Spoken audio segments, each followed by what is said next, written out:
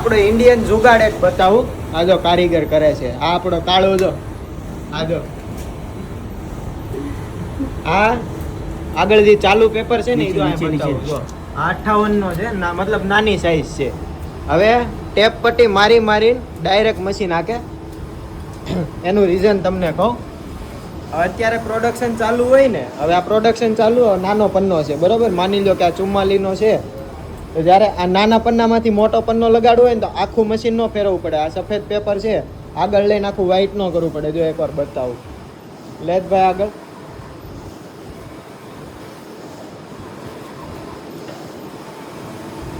જો આ આપણે નાનો પન્નો 58 નો અને આ મોટો પન્નો 63 નો અત્યારે ચાલુ થાય છે બરોબર.